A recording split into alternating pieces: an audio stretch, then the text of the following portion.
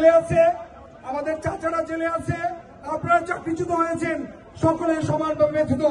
দয়া করে সকলকে আমি জানাই, সাধুবাদ জানাই। আজকে যে আমরা সমবেত হয়েছি এই জন্য 64 বিডিআর পরিষদ 64 জেলা থেকে শুরু করে সকল পরিষদকে, সকল সংগঠনকে আমরা সাধুবাদ জানাই। সকলের প্রচেষ্টার মাধ্যমে আজকের এই প্রোগ্রাম হচ্ছে, সকলের অক্লান্ত পরিশ্রমের মাধ্যমে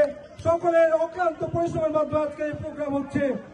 সকলের অক্লান্ত ডাকে, সকলের ব্যথায় ব্যথিত হয়ে আজকে আমাদের ছাত্র জনতার বিপ্লবে যারা অগ্রণী ভূমিকা পালন করছে, জুলাই বিপ্লবে যারা অগ্রণী ভূমিকা পালন করেছিল, তাদেরই অন্যতম কেন্দ্রীয় সমন্বয়ক মাহিন সরকারের ডাকে আমরা আজকে একত্রিত হয়েছি।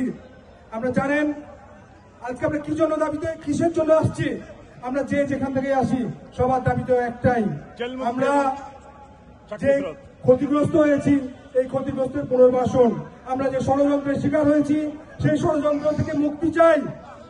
তাহলে প্রথম যদি আমি চিন্তা করি, এখনো যারা 16 বছর ধরে জেলে আছে তাদের প্রথমে মুক্তি লাগবে, কারণ এরা হচ্ছে সাক্ষী, তারা জানে ভিতরে কি ঘটেছিল।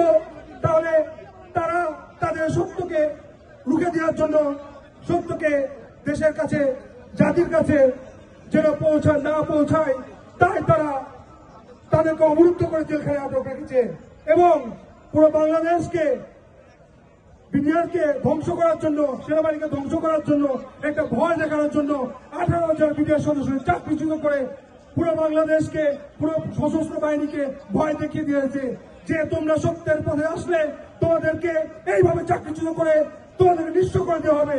এই ভয় দেখিয়ে তাদেরকে চাকরিচ্যুত করে বাকি সবাইকে ভয় দেখাচ্ছে। তাই আপনারা ইতিহাসের সাক্ষী হয়ে ষড়যন্ত্র রুখে দিয়ে আজকে দেশকে, জাতিকে, সরকারকে জানান যে না, আপনারা ষড়যন্ত্রের শিকার হয়েছেন, আমরা ষড়যন্ত্রের শিকার হয়েছি, আমরা আজকে এই অবস্থায় আছি, আমাদের এই দুঃখ দুর্দশাকে মুক্তির জন্য আজকে আমরা দাঁড়িয়েছি।